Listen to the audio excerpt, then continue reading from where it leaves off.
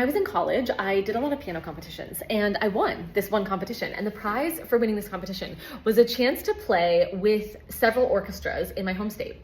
And so I was playing with the orchestra in my hometown, actually, and I was playing the Liszt Hungarian Fantasy for piano and orchestra. And it's very dramatic. The orchestra starts, they're playing for like a minute and they're setting the mood, and it's like very dark and sad, minor sounding.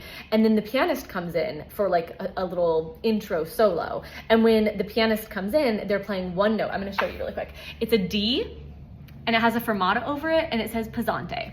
So it's like very dramatic. Like everybody's watching the pianist out in front of the orchestra. There's like, you know, all of the orchestra members are behind me. The audience of like thousands of people are in front of me. And I'm supposed to come in and I'm supposed to drop in and play this one note, forte, heavy.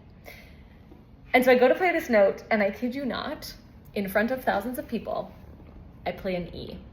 I land on the wrong note. I like put my hand in the air, I dramatically drop with all the confidence in the world, and I play an E. Now, in that moment, obviously, like I had to keep going. This is the very, very beginning of an 18-minute duet between me and this orchestra.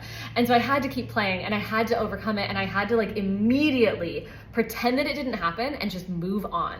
Because as we all know, when we're playing, or maybe you don't know, when you're playing, the second that you give any attention to the mistake that you just made, you're living in the past, right? Like you are living in the past and you are automatically going to snowball that mistake into more mistakes if you give it attention.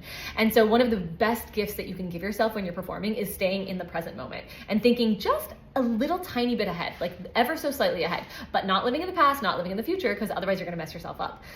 But it was at this moment, I went to a lesson afterwards because of course my teacher was there at the performance, and she was like, Ashley, you cannot let this happen again. And I was like, I know. And I kind of made it my job at that point to like figure out how to start pieces correctly, to figure out how to like confidently go into performances, whether I was playing in front of thousands or recording a video or playing for a friend or even just playing by myself. Like, how do I start a performance with more confidence and ideally not on the wrong note? So anyway, I put together 30 of these strategies in like basically this little bundle that you can get access to. And if you have ever struggled with this and you want to get better at it and you want the like practical and tangible strategies that you can implement in your practice today to help you overcome that performance anxiety, just go ahead and comment no nerves below, because I want to help you overcome these nerves. Comment no nerves below and I will send you the link.